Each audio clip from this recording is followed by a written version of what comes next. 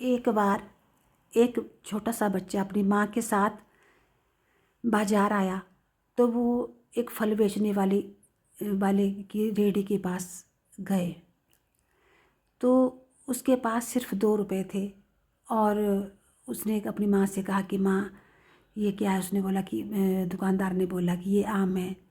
तो उसकी माँ ने पूछा कि ये क्या भाव है। तो उसने कहा दुकानदार ने कि ये 50 रुपये किलो हैं।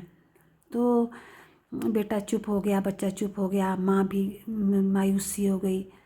उसके भी मतलब उसके आंखों में भी रोना आ गया। और वो क्योंकि उसके पास पैसे नहीं थे कि वो बच्चे को आम खिला सके, तो और वो भी चुप हो गई और बेटा भी चुप हो गया। और वो वापस जाने लगे और बेटा मुड़ मुड़ के उन आमों को देखने लगा, क्योंकि उसको आम खाने का बहुत मन कर रहा था। तो दुकानदार ने उसको जब ऐसा बार बार देखते हुए देखा, तो दुकानदार ने उसको बुला दिया। तो वो और उसकी माँ, बेटा और उसकी माँ दोबारा वापस दुकान में रेहड़ी के पास आ गए। तो उसने बोला दुकानदार ने कि बेटा तुम्हें आम चाहिए। तो उसने बोला अंकल मैं नहीं लूँगा, क्योंकि मेरे पास पैसे नहीं हैं। मन तो मेरा बहुत है, परंतु मैं नहीं खा सकता, क्योंकि मेरे पास पैसे नहीं है इतने आपको देने को, सिर्फ 2 रुपए हैं। तो दुकानदार ने कहा बेटा कोई बात नहीं, तुम्हारा मन कर रहा है ना, अगर तुम्हारी इच्छा है ना, अगर तुम्हारे पास पैसे नहीं है ना, तो कोई बात नहीं, तुम ले लो, तुम खा लो, कोई बात नहीं, कुछ नहीं होता, तुम ले लो। तो उसने उसको किलो आम दे दिए। तो उसकी माँ ने दुकानदार को कहा कि भगवान तुम्हारा भला करे, भगवान तुम्हारा अच्छा करे और तुम्हारे बच्चे अच्छे लायक निकलें और तुम्हारे घर में खुशियाँ हो।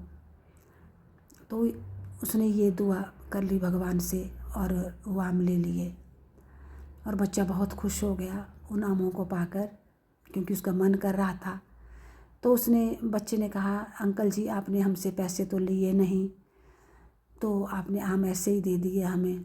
तो दुकानदार बोला कि बेटा मैंने पैसे से बढ़कर बहुत बड़ी चीज़ कमाई है। तो वो बच्चा बोलता कि अंकल आपने ऐसा क्या कमाया। तो उसने बोला कि बेटा मैंने बहुत बड़ी दुआ कमाई है, जो आपकी माँ ने मेरे लिए भगवान से की है और मुझे आशीर्वाद दिलाया है भगवान का।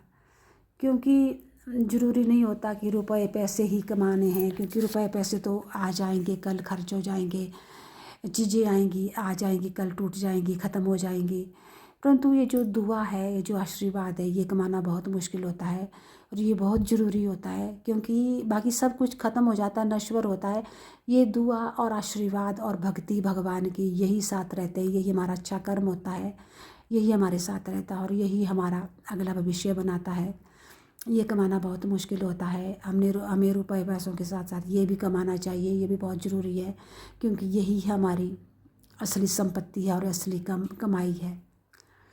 तो अगर हमें इस कमाई को भी कमाते रहेंगे, तो हमारा जीवन सुखी रहेगा और आगे बहुत सुख भोगेगा। तो मैंने इतनी बड़ी दौलत आज कमाई है, तो वो तो रुपए पैसों से भी बढ़कर है मेरे लिए। तो क्योंकि ये कर्म ही हमारी पूजा है और ये कर्म और भक्ति और दान और दया यही हमारा साथ रहेगा और यही हमारा भविष्य बनाएगा और यही हमारे अगले जन्म का सुधार करेगा। बाकी रुपए पैसों का तो कुछ नहीं है, तो आते जाते रहेंगे, ये सब कुछ होता जाता रहता है, आता जाते रहते हैं पैसे, रुपए पैसे। तो हमें ये दुआ और आशीर्वाद कमाना चाहिए, यही हमारी असली संपत्ति है।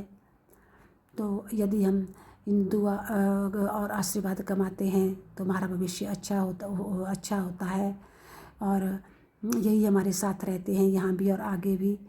तो हमें इन दुआ और आशीर्वादों को कमाना चाहिए, ये हमारी सबसे बहुमूल्य कमाई है, यही असली कमाई है और ये अनश्वर है, इसका कभी नाश नहीं होता, ये सदा साथ रहती है।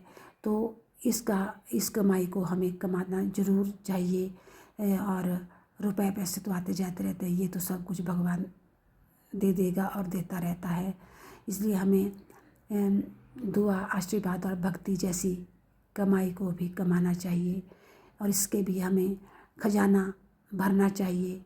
यही हमारा साथ देगा और यही हमारे साथ रहेगा और यही हमारे साथ जाएगा। धन्यवाद।